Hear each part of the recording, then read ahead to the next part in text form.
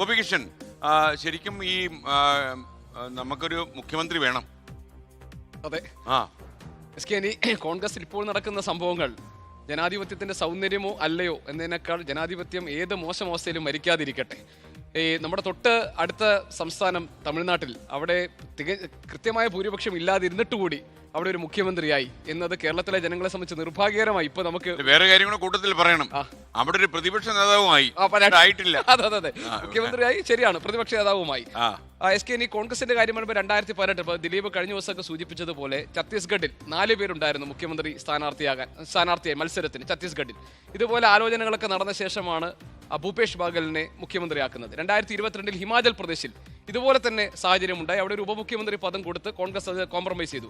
2023 തെലങ്കാനയിൽ രേവന്ത് റെഡ്ഡിയെ നിശ്ചയിച്ചതും ഇതുപോലെയുള്ള ആശയക്കുഴപ്പത്തിനൊടുവിലാണ്. 2023 തന്നെ കർണാടകയിൽ സിദ്ധരാമയ്യെ മുഖ്യമന്ത്രിയാക്കിയതും ഇതുപോലെ തന്നെ. അപ്പോൾ ഇത് കോൺഗ്രസ് ഹൈക്കമാൻഡിനെ സംബന്ധിച്ച് ഏതെങ്കിലും ഗുരുതരമായ ഒരു സാഹചര്യമോ സ്ഥിതിവിശേഷമോ ഒന്നുമല്ല. അവർ ഇത്തരം സാഹചര്യങ്ങൾ കൈകാര്യം ചെയ്ത് പരിചയമുള്ളവരാണ്. ഇനി 3 പേരുടെയും യോഗ്യതയെക്കുറിച്ച് നോക്കുമ്പോൾ നമുക്ക് ഇങ്ങനെ പറയാം, അംഗബലം കൊണ്ട് കെ.സി. വേണുഗോപാൽ, കാരണം MLA-മാരുടെ എണ്ണം കൂടുതൽ അദ്ദേഹത്തിനാണ്.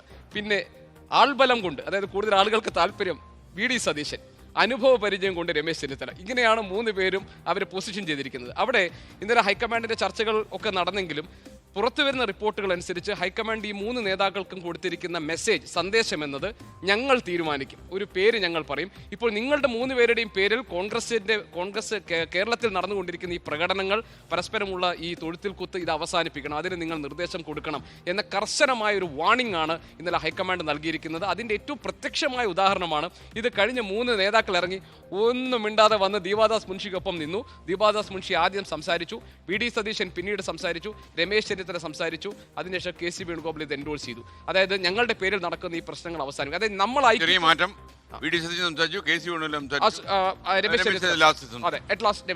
അങ്ങനെയാണോ? അല്ലേ? അങ്ങനെ അല്ലല്ല, സണ്ണി ജോസഫ്, അത് കഴിഞ്ഞ് രമേശ് ചെന്നിത്തല,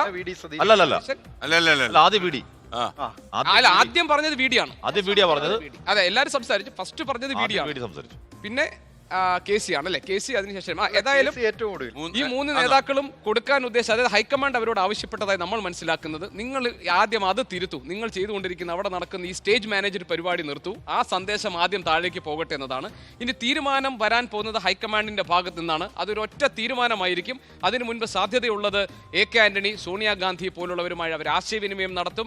ഇതിൽ ഏറ്റവും കുറച്ച് സമയമെടുത്തത് കെ.സി. വേണുഗോപാലാണെന്നാണ് പുറത്തു വരുന്ന റിപ്പോർട്ടുകൾ. മറ്റ് 2 പേരും സുദീർഘം ഈ നേതാക്കളുമായി സംസാരിച്ചു. അത് ഒരുപക്ഷെ കെ.സി. വേണുഗോപാലിന് അവിടെയുള്ള സ്വാധീനം കാരണം അദ്ദേഹത്തിന് കുറച്ച് സമയം മതിയാകും കാര്യങ്ങളൊക്കെ പറഞ്ഞ് ബോധ്യപ്പെടുത്താൻ.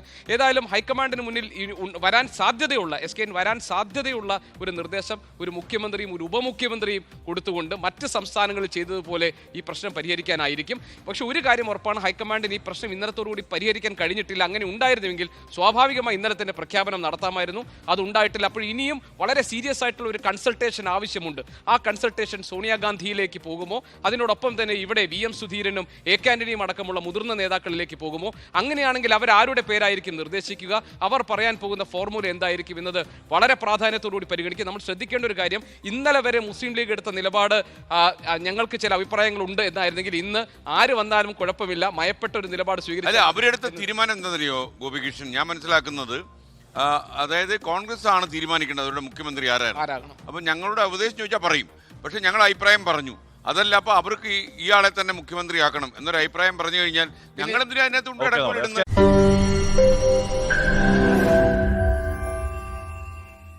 ലോകത്തെവിടെയായാലും ഏത് സമയത്തും 24 വാർത്തകളും ഓഗ്മെന്റഡ് റിയാലിറ്റി പാക്കേജുകളും എക്സ്പ്ലെയിനറുകളും വിശദമായി കാണാൻ ഞങ്ങളുടെ YouTube ചാനൽ നിങ്ങൾക്ക് സബ്സ്ക്രൈബ് ചെയ്യാം.